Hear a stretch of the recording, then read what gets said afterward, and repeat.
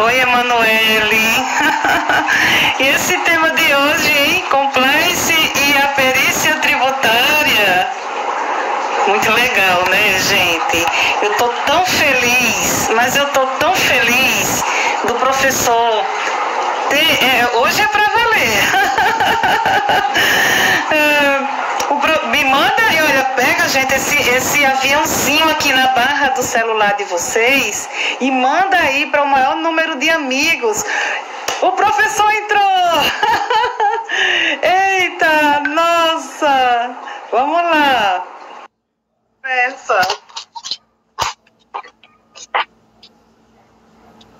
Vamos ver aí, vamos aguardar o professor. Coraçãozinho para nós que a gente merece, hein, pessoal? Muito coraçãozinho. Chama aí os amigos. Professor! Oi, tudo bem? Boa noite. Boa noite! Eu estou tão emocionada de falar com o senhor. Como é que o senhor está? Eu estou bem, estou bem. É uma grande satisfação conversar com a colega professora querida. Ai, oh, querido. A última vez que nós nos encontramos aqui em João Pessoa, a Solange estava com o senhor. Eu quero dar um abraço para ela, tá bom? Ah, tá bom. Professor, o senhor me permita, eu sei que o senhor dispensa apresentações, mas eu queria falar um pouquinho sobre o senhor, que é bacharel em Ciências Contábeis, faz parte da Associação Científica Internacional do Neopatrimonialismo, é membro do Conselho Editorial de Juruá, da editora, que tem 26 livros já, não é, professor? É uma referência acadêmica na área contábil, é um perito renomado e muito respeitado no Brasil, e é o meu amigo que aceitou fazer essa live com a gente.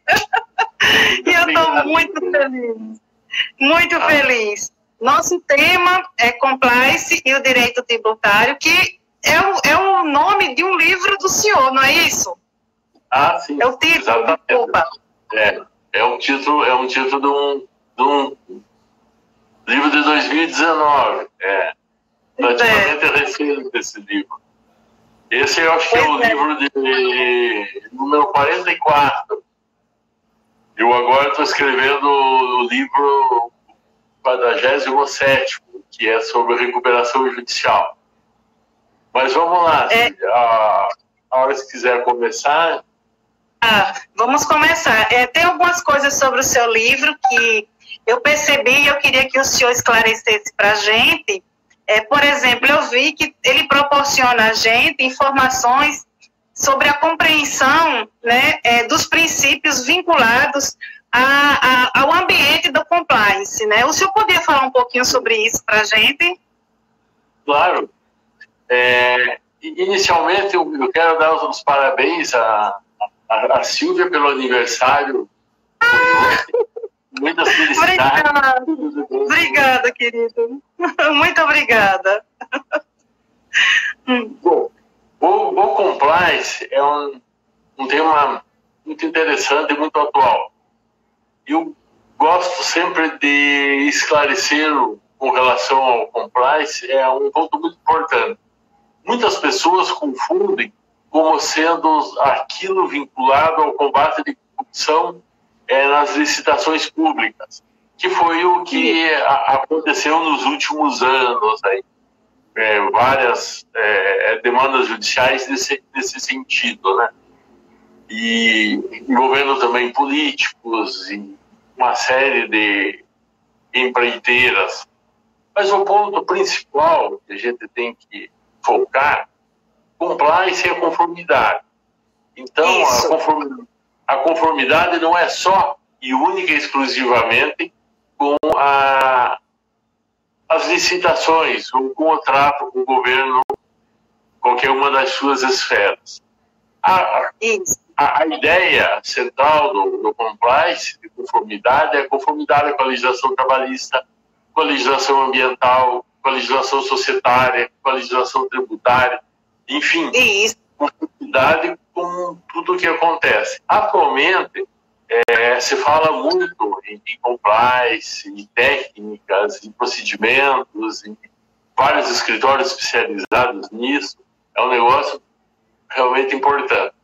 Mas no nosso meio, no âmbito da contabilidade, as auditorias internas, na realidade, elas sempre cuidaram da conformidade, sempre cuidaram da compliance. Então, não é algo assim totalmente novo para nós contadores. O mundo jurídico e algumas emissões de opiniões de procuradores da República que lutaram no combate à corrupção e a lei específica de combate à corrupção, que traz isso como novidade e até alguns atenuantes aí com relação à criminalização. Mas essa é a ideia principal. Essa lei, professor, a Lei 12.846, né, ela veio em 2013, não foi isso? E isso, ela veio reforçando também algumas situações de fiscalização, né, que o projeto SPED é um grande exemplo, o Sistema Público de Escrituração Digital, a DIMOB, a DICRED, a E-Financeira, o E-Social em si, eu sou especialista em E-Social, faço consultoria na área de E-Social, a gente trabalha muito com prevenção e com riscos, e o governo ele tem várias formas de se chegar hoje à informação precisa, assertiva e volumosa, né? Ele tem um acesso à informação, inclusive que as próprias empresas repassam para o governo, né, através dessas declarações. A gente tem hoje também a questão da PGFN, do CGU, envolvidos na fiscalização e nas autuações, não é isso, professor? Então, o nível de informação é muito alto, né? Eu queria que o senhor falasse um pouquinho, nós temos alguns temas e algumas dúvidas, mas eu vou só dar uma geral de informação a respeito de poder fiscalizatório, para a gente se situar no que o senhor vai falar. Por exemplo, o COAF hoje, eu entendo como uma grande inteligência fiscalizatória, né? Temos lá o RedLab, que é aquela rede nacional de laboratório de tecnologia contra a lavagem de dinheiro, que também está atuando no Brasil e no exterior com alguns convênios, como Suíça, esses paraísos aí que costumamente se lavava dinheiro. E hoje em dia eu vi uma reportagem, inclusive, que já temos eficiência de 90% a 95%, né, na erradicação de autos de infração. Em 2018, a Receita Federal tinha uma perda dessas autuações de 5%. Em 2019, passou para 0,37%. Então, está muito eficaz, não é isso, professor? Esse tipo de atuação para inibição da lavagem de dinheiro. E a parte tributária está muito visada, não é isso? Eu queria que o senhor falasse, além desse meu comentário, né, dessa questão que o senhor trata da não cumulatividade do ICMS, né, que também vem sendo alvo, porque existe essa troca de informações, Receita Federal, estadual e municipal, não é isso, professor? Sim. Essa questão da lavagem do dinheiro, ela ficou mais forte a partir de, se não me falha a memória, 2017, onde existe um acordo internacional de cooperação de vários países.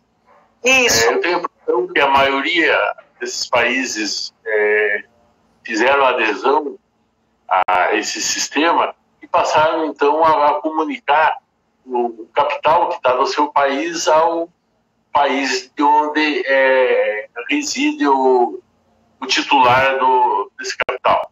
E isso, então, trouxe à tona uma quantidade muito grande de capital em paraísos fiscais. Exatamente. E tem vários reflexos nisso de combate à corrupção, notadamente naquilo que está vinculado a políticos, né? São capitais, nem todos, mas uma grande quantidade que não tem uma origem. Então, hoje está difícil de explicar capital sem origem. Então, esses órgãos de inteligência estão fazendo um procedimento de confirmação dessas informações e de fiscalização, que vem resultando aí uma série de fatores. Mas, antes de falar do ICMS, eu queria chamar a atenção para um ponto muito importante para nós, contadores do modo geral, como um todo. Essa questão da conformidade, não só no aspecto societário, no aspecto trabalhista, enfim. Sim. Principalmente a questão do crime. Então, o que eu venho colocando nos debates, naquilo que eu posso ter oportunidade de fazer uma pronúncia, é o seguinte. O órgão hoje, talvez, que mais esteja buscando tributos e contribuições sociais eventualmente desviadas é a Receita Federal.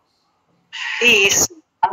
A Receita Federal em si, como uma secretaria, ela não está interessada que os contribuintes sejam presos.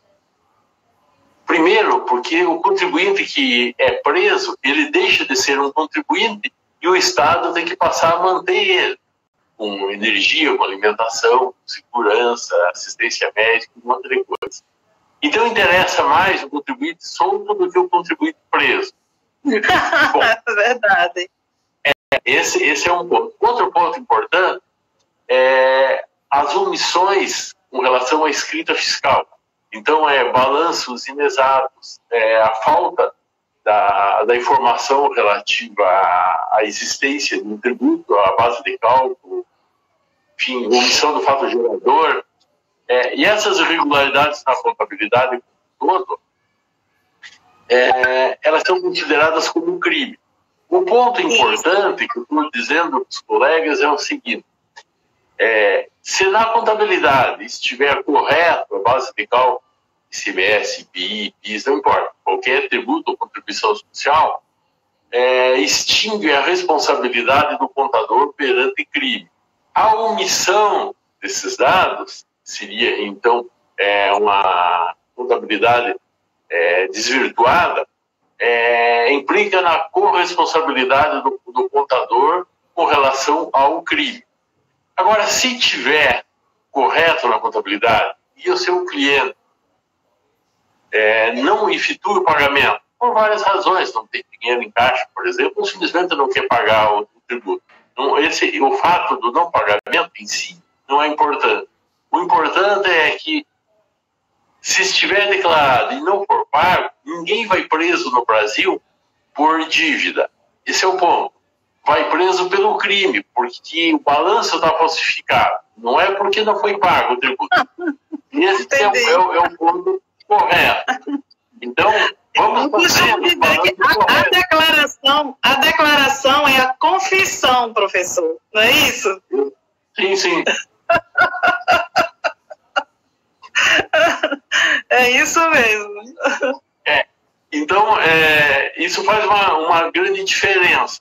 Agora, voltando no que eu disse, não interessa para a Receita Federal o contribuinte preso.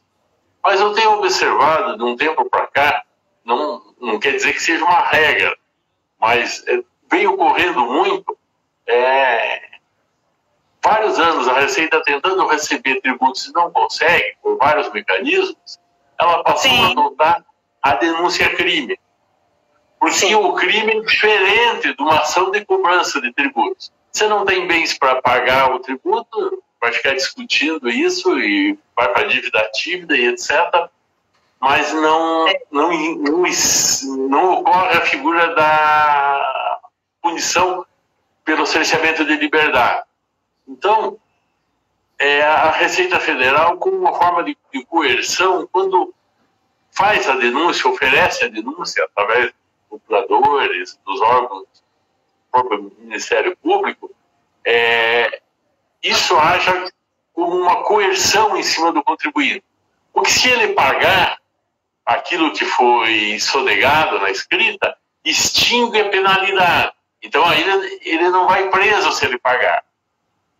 Então, hoje, as perícias estão acontecendo nos dois lados, tanto nas ações de cobrança do tributo, nos embargos à execução, como também no crime, justamente por causa dessa possibilidade de prisão do contribuinte junto com o seu contador.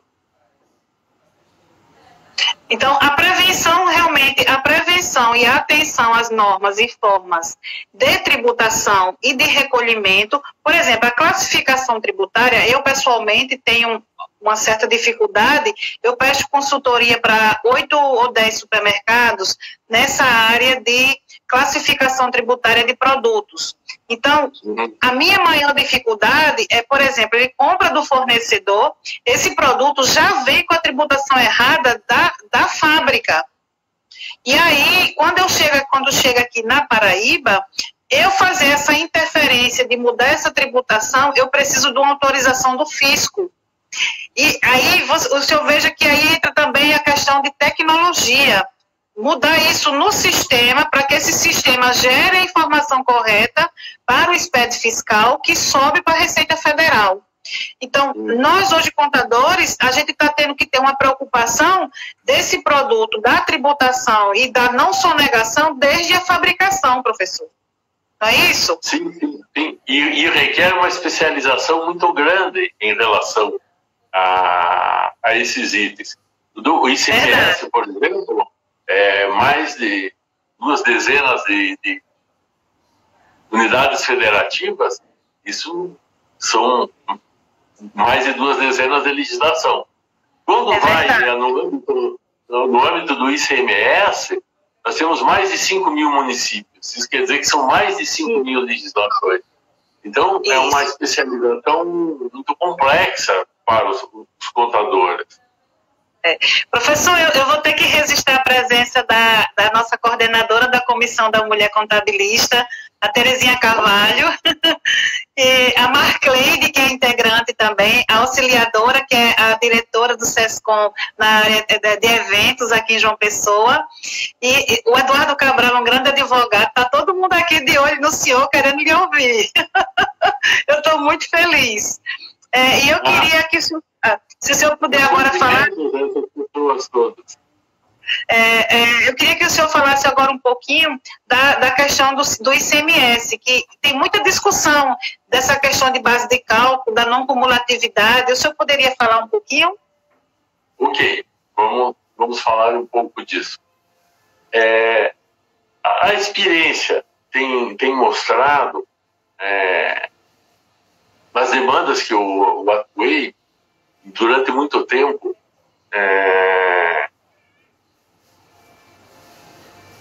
prestei serviço como consultor, não só no âmbito da perícia.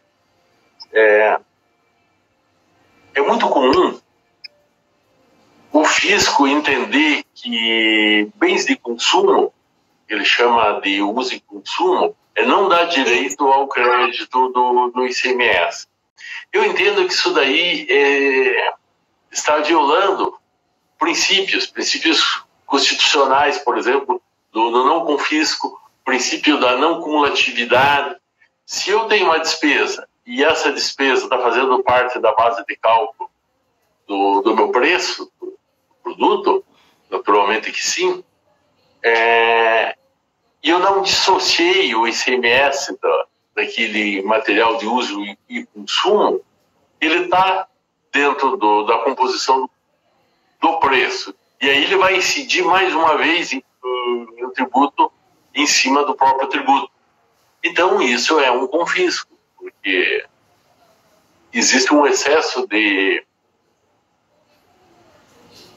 Então professor, na área administrativa, certamente não se consegue nenhum resultado, mas na jurídica, isso pode ser questionado? É isso que o senhor está dizendo? Exatamente. Nesse livro, eu venho explicando matematicamente esse confisco e a violação desses princípios constitucionais. Que maravilha! não em todos os estados, mas a questão do insumo também gerou uma quantidade muito grande de atuações. Não são todos, mas alguns fiscais entendem que só dá direito ao creditamento do ICMS aquele bem ou serviço que foi agregado ao produto. Então, se nós pegarmos, por exemplo, numa indústria, uma broca, ela vai fazer o furo numa chapa, e essa chapa vai virar um produto, mas a broca não foi agregada à chapa. Mas a broca se desgasta no processo de industrialização. Então, naturalmente que o contribuinte tem direito de se acreditar desse ICMS, né? O professor, o Tiago Duarte está perguntando qual é o livro, onde ele adquiriu o livro na Juruá, não é isso, professor? No site da editora.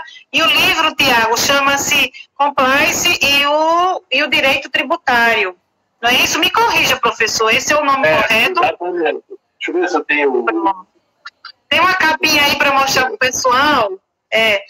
Então, professor, o senhor também trata no seu livro, esse livro é excelente, viu, Tiago? Super indico. Ele também trata Aí, ó, mostra aí, professor. Ai, é maravilhoso. Olha, o meu eu quero autografado, viu? O professor mora no Paraná, gente. Por isso que tá a internet está um pouquinho, mas está dando para levar. Professor, e dentro desse livro... Também. O sinal da internet aqui, ele é mais para... Mas tá tranquilo. Mas voltando no livro, tem um código que chama Zapa 19. Se forem efetuadas compras pela internet, use esse código, é um código que a Juruá me concedeu para desconto. Existe uma diminuição no preço de tabela de 20%. Olha aí, ó. Gente, no finalzinho da live, o professor vai deixar o contato dele do Instagram. Vocês podem pedir a ele informações lá pelo direct. Ele é muito atencioso, ele responde todo mundo, tá bom? Vamos dar continuidade agora, professor. Fantástico essa sua visão sobre o ICMS. Me trouxe assim Tem pessoal aí de fora, pessoal de Brasília, pessoal de Santa Catarina, tá todo mundo aqui com a gente. Pessoal da Paraíba. Professor, o senhor também, o livro tem mais de 200 páginas e eu vi que o senhor trata dentro de alguns temas os litígios, né, acerca do ISS. O senhor podia falar um pouquinho sobre esse capítulo do livro? Basicamente, são questões envolvendo questões mais comuns, envolvendo a substituição tributária, como, por exemplo, de veículos. Onde a concessionária, às vezes, acaba vendendo com um preço inferior, mas ela já recolheu, quando da aquisição, antecipadamente esse ICMS, porque ele já veio ICMS de substituição. Acontece também no combustível. Isso acaba gerando aí algumas demandas com relação a essa diferença do tributo. E as mais comuns são a questão do insumo lá, que nós já vimos, né?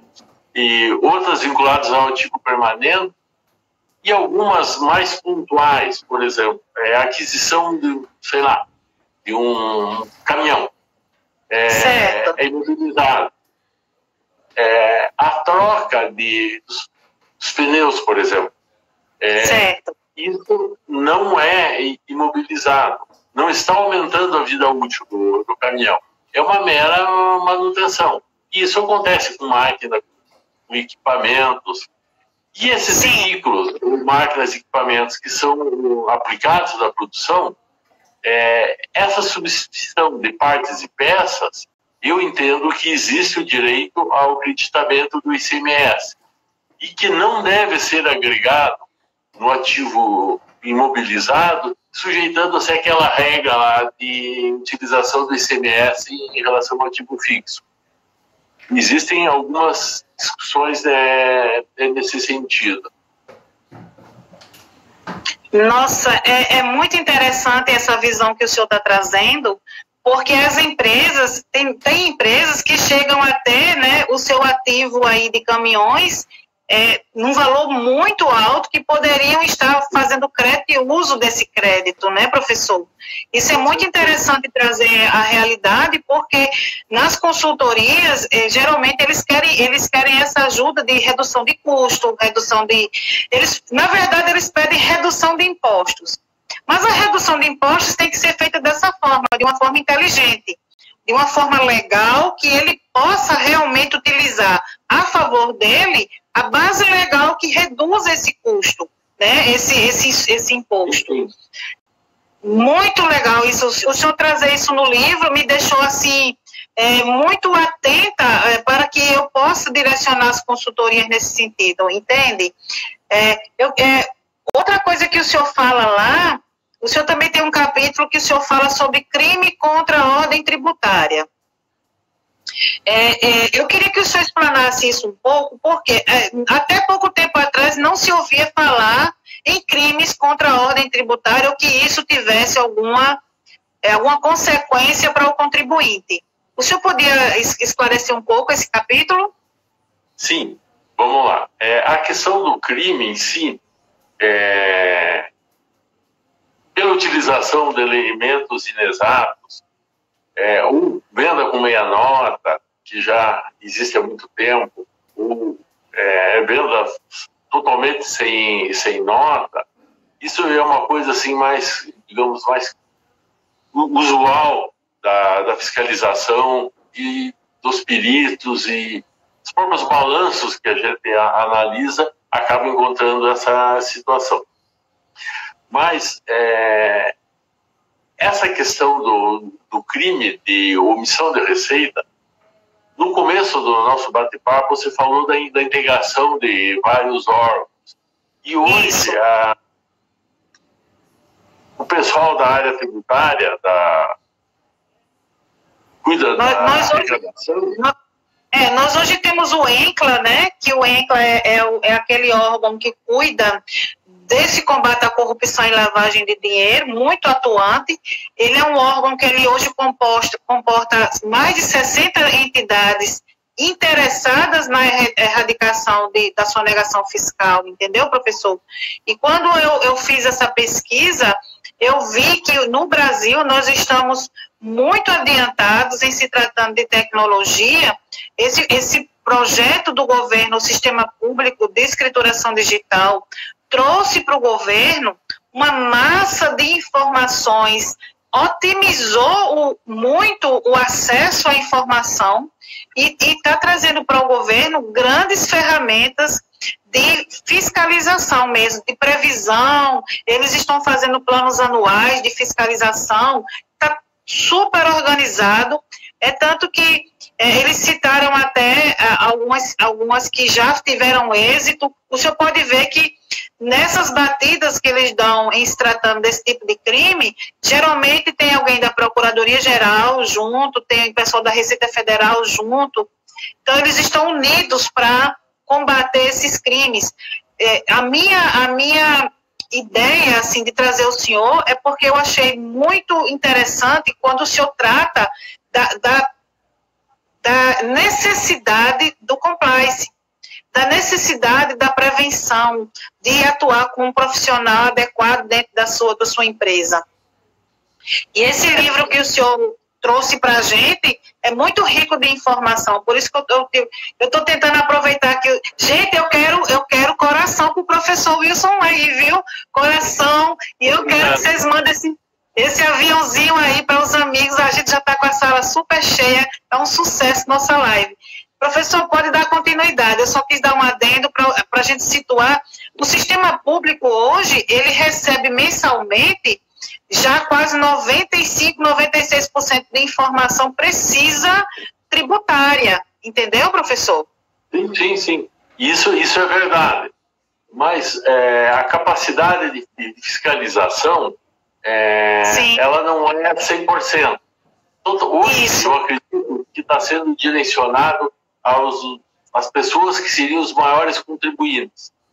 Mas não obstante isso, no comércio, por exemplo, como alerta as pessoas que não estão preocupadas com a fiscalização, que acham que estão protegidas com a venda sem nota fiscal.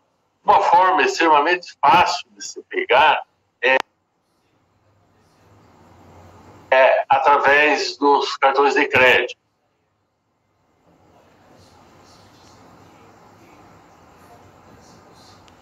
Hoje, Isso.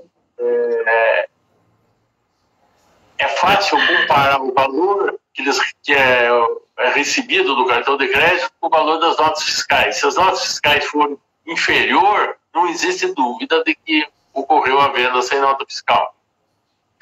Então, as compras acima de R$500 tem que colocar o CPF também, né, professor? Aí dá o cruzamento. Exatamente. Mas os pequenos deverão começar a sofrer as consequências disso em breve, a partir da integração dos sistemas. E em breve nós vamos ter aí a declaração de imposto de renda, já vamos receber pronta essas guias, eu acredito, que com a evolução aí da inteligência na área de robótica e de pesquisas, com uso talvez de inteligência artificial, isso passe a ser mais fácil a fiscalização e as atuações passem a ser mais rápidas. Outro ponto importante... A Ana Monteiro, professor, ela está falando aqui uma coisa muito interessante.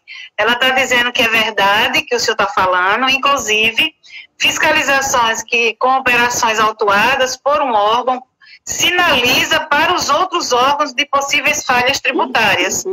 É isso? Sim, com certeza. E outro ponto importante que o acesso às contas bancárias.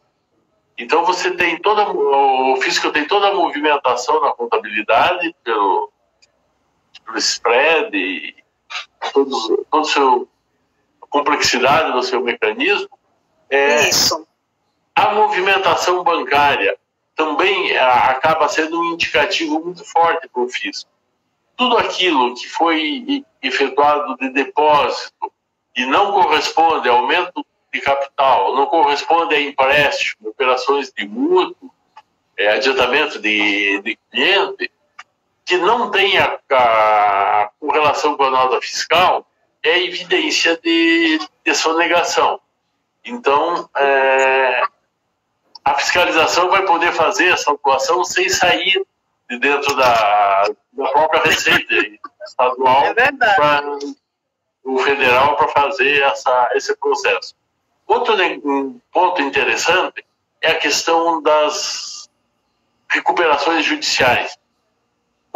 Essa crise que nós estamos passando aumentou muito o volume disso no judiciário.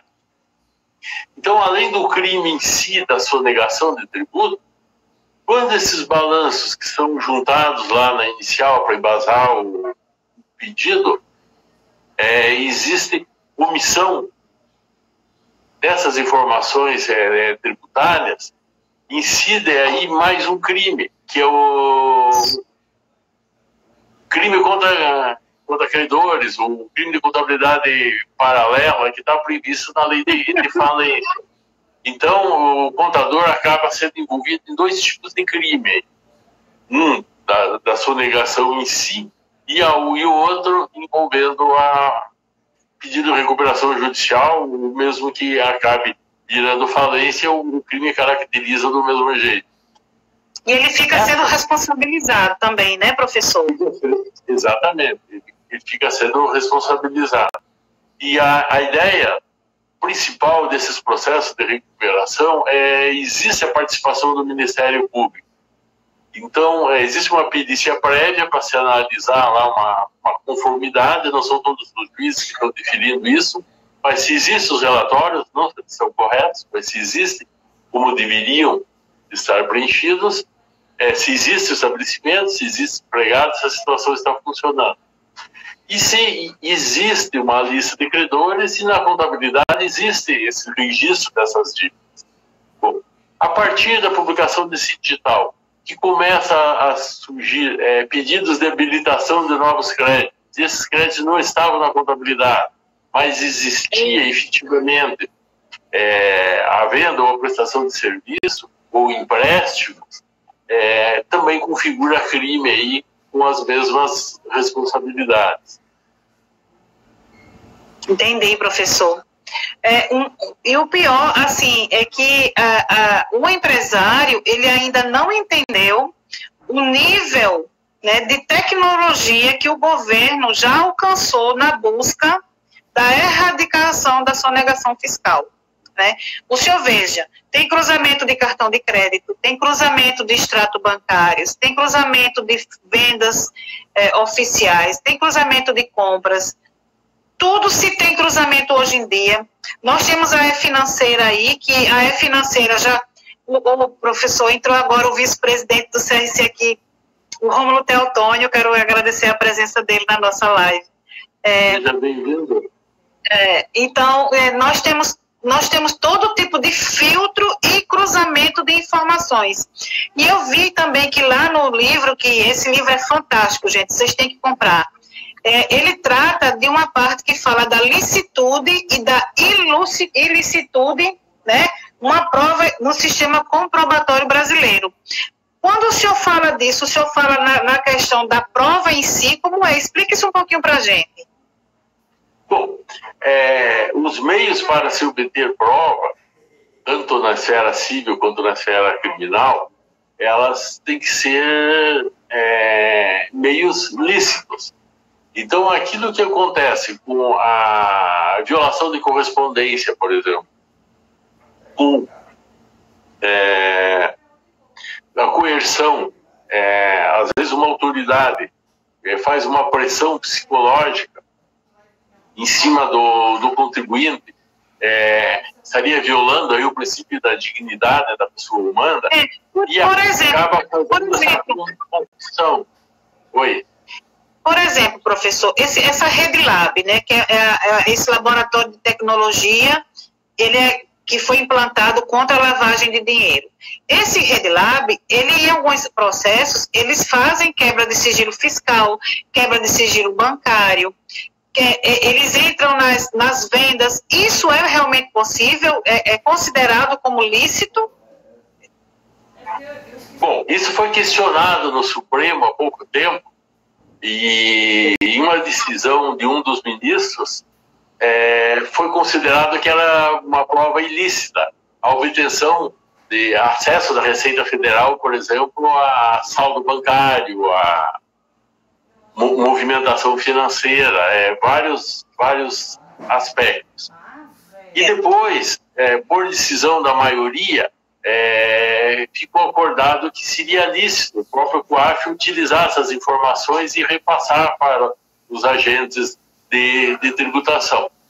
Mas isso é uma coisa recente, não existiu um consenso antes disso.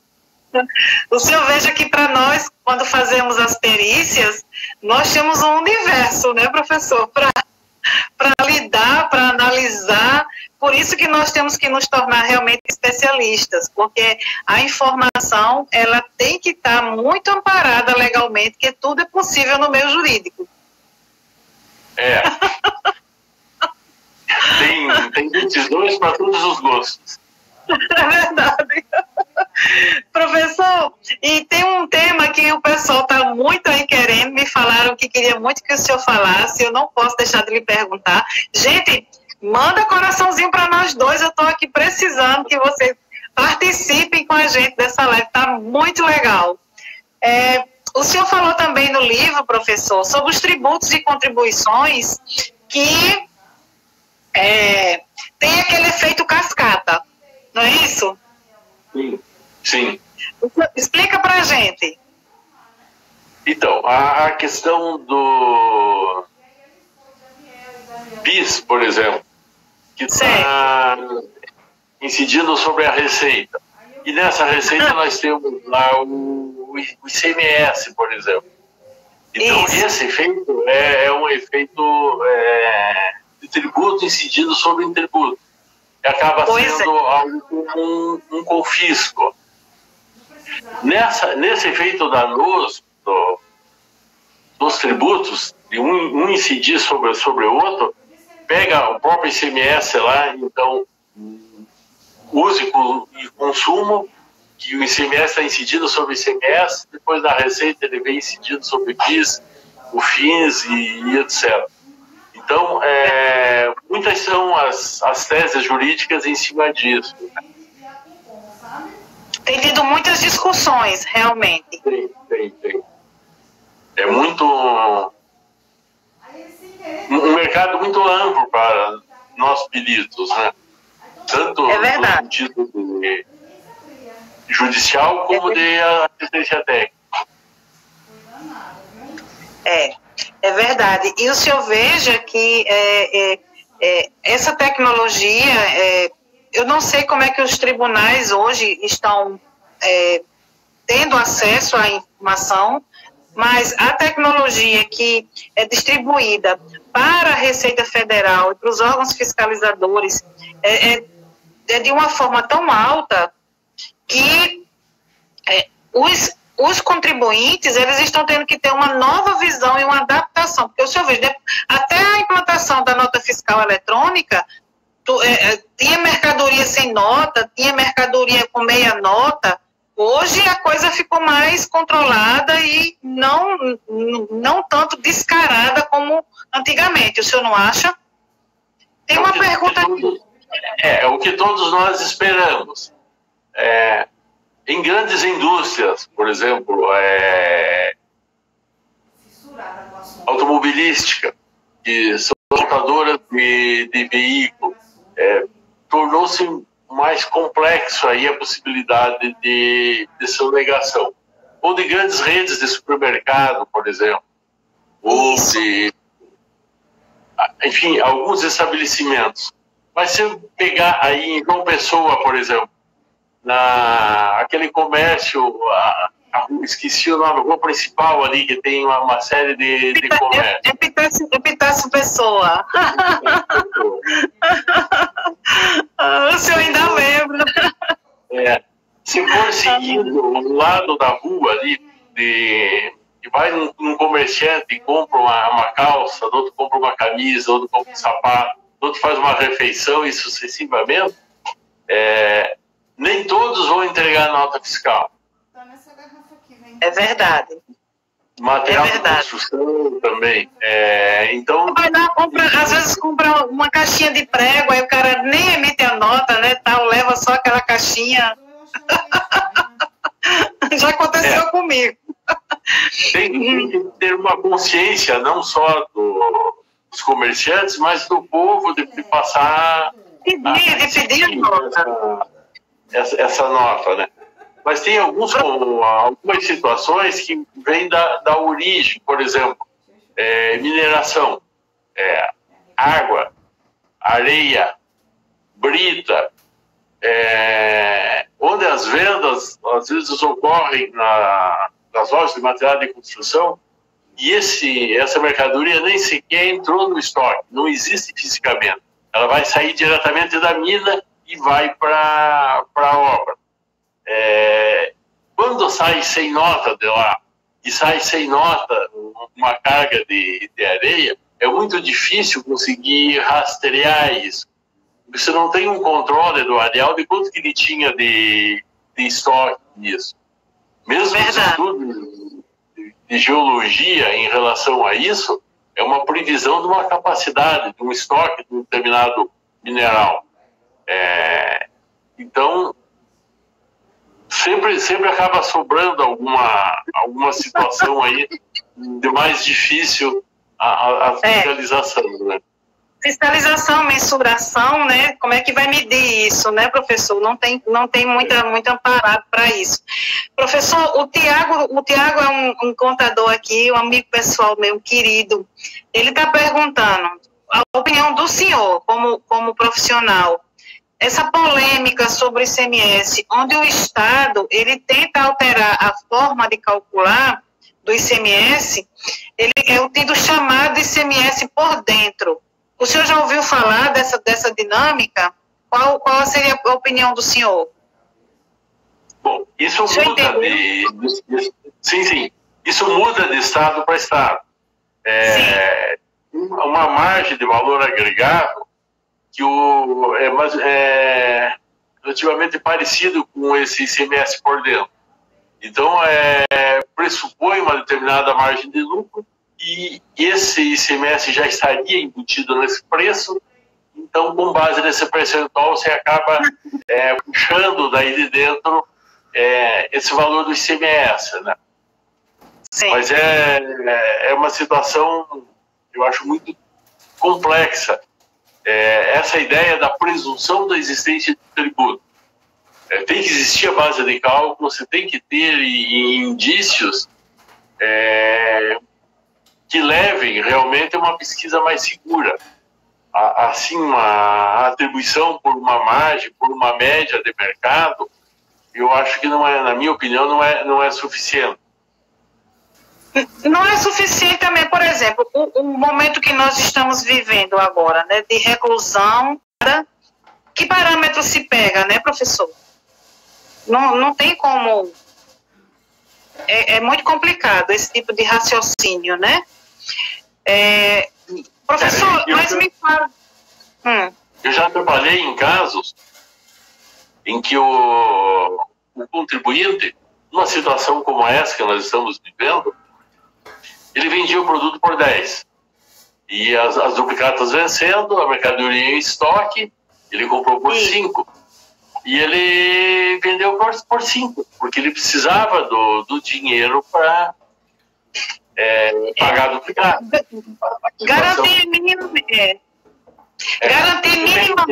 pelo menos a duplicata, né, professor? Exatamente. E o fisco desconsiderou isso. E atuou pela diferença. E usou como base as notas fiscais que estavam sendo vendidas antes do desconto. E achou que aquilo ali era uma simulação. E passou a exigir o tributo em cima disso. Então, essa ideia de alteração de preço da lei de oferta e procura, nem sempre ela é observada com o devido carinho pela fiscalização. Às vezes tem situações que é possível vender até abaixo do custo de aquisição. Então não é porque eu vendi abaixo do custo de aquisição que eu vou perder o direito do crédito do ICMS na entrada. Eu vendi porque eu estava, para evitar a insolvência, eu precisava de dinheiro para pagar folha de salário, pagar os fornecedores e tal. Então muitas discussões existem nesse sentido.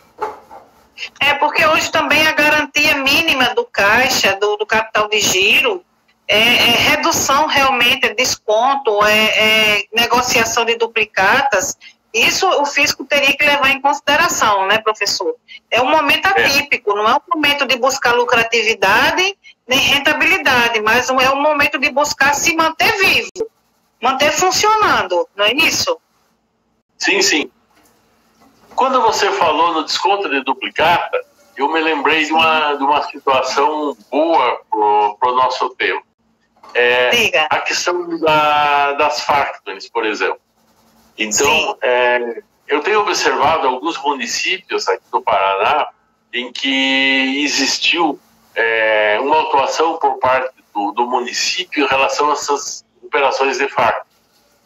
A compra do título em si é uma operação comercial, não é base de cálculo do imposto sobre serviço. Não é esse o entendimento da maioria ou pelo menos uma parcela significativa aí da fiscalização. Na realidade, o serviço de crédito que uma FAC proporciona, analisar se dá para vender a prazo, não dá para vender a prazo, os riscos de venda a prazo, isso é prestação de serviço. Agora, quando se compra o título e a empresa de facto assume todos os riscos da solvência do devedor desse título, isso é uma operação comercial, não incide ICMS. É como se comprasse uma geladeira, um fogão. Eu não vou pagar ICMS porque eu comprei um fogão. Não é uma prestação de serviço. Então, isso também tem uma boa quantidade de disputa envolvendo o imposto sobre serviço. Também a questão dos bancos. Existem muitas autuações das mais variadas possíveis. E as operações de instituições financeiras são muito complexas. Eu tenho tido alguma dificuldade com isso. Eu tenho usado o plano de contas oficial das instituições financeiras. Aquilo que representa uma receita de serviço e foi contabilizado como receita de serviço do banco, eu considero como base de cálculo do imposto sobre serviço. E isso acaba, não é exatamente o entendimento de todas as pessoas nesse sentido, né? Mas eu acho que a finalidade do registro contábil, se a conta era de prestação de serviço, consequentemente, toda a movimentação dessa conta faz parte da base de cálculo do imposto sobre serviço. Entendi. Aí nós temos que estar baseados, tem um embasamento legal muito bem trabalhado, porque numa ação jurídica, certamente isso aí vai ser questionado e vai ter que ter aquela questão da discussão comprobatória, né, professor? Trazer para a elucidação o argumento e o motivo daquilo ter sido levado em consideração dessa forma, que seria aí o caso do ISS, não é isso? Exatamente. Muito interessante. O trabalho hoje do perito, ele mudou um pouco. Até a nova norma, as duas normas que saiu do Conselho Federal da perícia do perito em si, elas já trouxeram, não estou dizendo que seja uma perfeição absoluta, mas trouxeram uma melhora significativa. E eu participei da comissão que editou essas normas. Tudo pode ser melhorado, não existe dúvida. Mas a grande mudança que nós temos hoje é o seguinte: a opinião do perito pouco importa. O que realmente importa é a fundamentação da opinião do perito.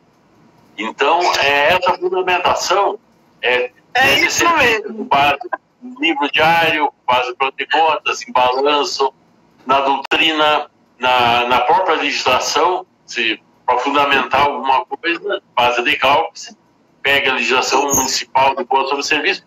O que compõe a base de cálculo? Está na base de cálculo ou não está na base de cálculo? Claro, sem adentrar nas questões de mérito. Mas é importante que exista uma fundamentação em todo o nosso trabalho. E tem um procedimento novo, que é da testabilidade. Então, você deve fazer testes para confirmar se aquilo que o autor da ação ou da outra parte, tanto o requerente quanto o requerido, se o resultado dessa testabilidade ela deu positiva ou deu negativo para aquilo que a parte pretendia provar e demonstrar para o juiz. Isso mesmo, professor. Foi uma aula, gente. Ele é fantástico, ele é maravilhoso. Eu estou encantada novamente. Toda vez que eu escuto o senhor, eu fico tomada de emoção, porque é incrível. Professor, infelizmente a nossa live já está chegando no final. Que encontro maravilhoso, hein, Terezinha? Terezinha está aí dando maravilha. Professor, eu quero agradecer a sua generosidade, a sua boa vontade. Eu sei que o senhor está recluso no seu sítio, aí no Paraná. Aderaldo Gonçalves acabou de mandar aí um oi. Aderaldo foi nosso presidente aqui em João Pessoa também, foi presidente da Junta Comercial, um grande profissional aqui na nossa cidade. E eu quero agradecer em nome de todo mundo, porque foi uma live assim, que me deixou muito feliz. Eu sei que o senhor teve aí todo um cuidado para estar aqui com a gente. Todo mundo está aplaudindo, está dizendo que foi incrível. Eu queria que o senhor finalizasse, deixasse seus contatos. O pessoal está querendo que o código do desconto do livro e que o senhor reforce aí como é que chega para comprar o livro, como é que chega até o senhor, por favor. Tem gente que está pedindo sorteio, mas não tem como sortear, gente. Não tem como sortear, não. Deixa o seu contato, professor, por favor. Então, o código de desconto é Zapa 19. E as aquisições são feitas no site da editora Juruá. Então procura editora Juruá no Google. Dentro da editora Juruá, lá digita meu nome, Wilson Alberto Zapaog. Vão aparecer todos os livros. A Solange botou aí o link, pessoal. Quem quiser pegar aí, a Solange é a esposa do professor. Professor, o George faz parte aqui da Associação de Peritos aqui da Paraíba, tá deixando aí o agradecimento ao senhor, tá bom? Deixa eu ver aqui, tá todo mundo mandando abraço, beijo pro senhor. Eu agradeço a participação de todos, porque se não fosse toda essa participação desses colegas, não seria possível a nossa live. Pois é, nós sempre precisamos... A possibilidade que me deram de poder falar. Nesse momento de isolamento, é uma maneira que trouxe para aproximar a gente, né, professor? Minha amiga Hildelena, um beijo, está aí também com a gente. E tem o Instagram, não é, professor, do senhor, Wilson... Se eu digo o restante, é o Wilson Zapa. Zapaog. Professor Zapaog. Pessoal, vamos seguir o professor. Esse livro aí é imperdível. O George está aí também. Tem uma página na internet que eu publico artigos, notícias. Eu sigo, hein? A gente recebe por e-mail, né, professor? A gente recebe por e-mail que o senhor bota lá. Muito legal. E esses artigos, esse material todo, e os próprios livros, os 46 livros que eu fiz, eles foram possíveis graças à ajuda da Solange. Porque sempre existe, no lado de todos os homens, uma mulher que está atuando junto, está colaborando e tal. E a Solange contribui muito para essa produção científica. Olha, a Solange, ela é incrível. Ela é incrível, ela é uma mulher maravilhosa. Ela me ajudou a chegar até o final. Olha, a dona Onça aí. A dona Onça aí. Um brinde a todo mundo que está aí, um brinde a você, Silvia, parabéns pelo aniversário. Obrigada. Precisando, estamos aqui. Um brinde a você, meu amor. A nossa regra aqui, em casa, assim, sozinhos nunca.